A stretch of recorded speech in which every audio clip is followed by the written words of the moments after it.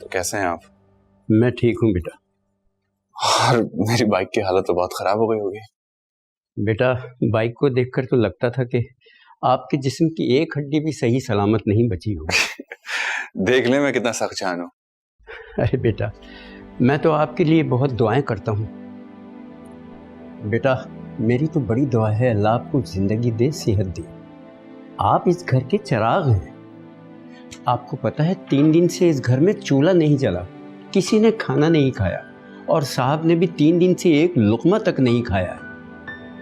वो बिलाल चौकीदार, हमीद ड्राइवर और रज़ाक माली और वो मासी वहीदन सब आपकी याद में परेशान थे, रो रहे थे, सब आपके लिए दुआ कर रहे थे।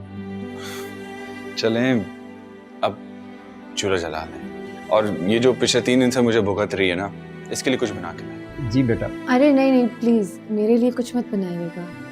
नहीं, मैं अभी बनाता हूँ। स्टिक कहाँ है तुम्हारी? गाड़ी में।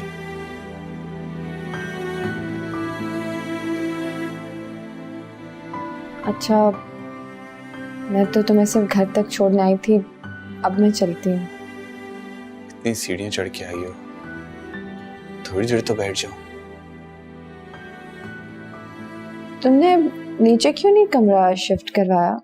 हाँ, अब तो हो गया ना। अच्छा, तो फिर मैं अब चलूं? ऐसा थोड़ी देर बैठ जाओ प्लीज।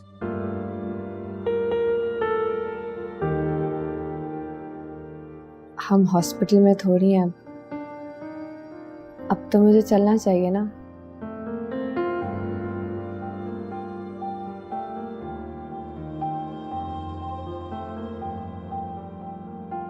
क्या हुआ? ऐसी शक्ल क्यों बना ली है? मैंने कहा ना, मैं मिलने आऊंगी तुमसे। रात के 4 पहर तो इस घर में गुजारे नहीं चाहते, दिन भी गुजारना होगा।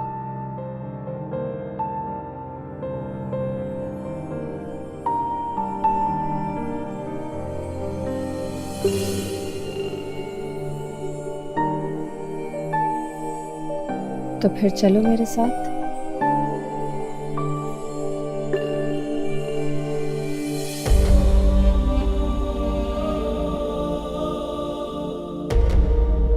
मुझे अस्पताल से पता चला है कि तुम्हें डिस्चार्ज कर दिया। जी। तो ड्यूज किसने दिए?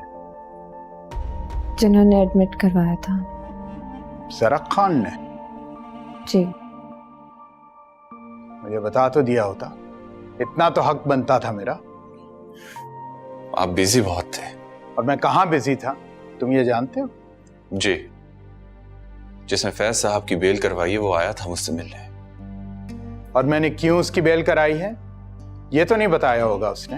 हाँ, एक जोक सुनाया था उसने मुझे, जिससे मैंने अंदाजा लगा लिया है। और उस लड़के ने मुझे क्या धमकी दी है वो भी बता दूं तुम्हें।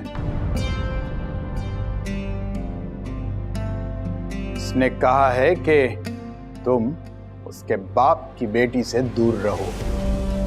वो किसी गैर मर्द को अपने खानदान की किसी औरत के साथ घूमते हुए नहीं देख सकता। उसकी गैरत कुछ भी कर देगी। मेरा उनसे कोई ताल्लुक नहीं है। तुम्हारा उनसे कोई ताल्लुक नहीं होगा, लेकिन वो अब आपसे ताल्लुक रखेंगे। इसलिए मेहरबानी करके आप मेरे बेटे से दूर रहें।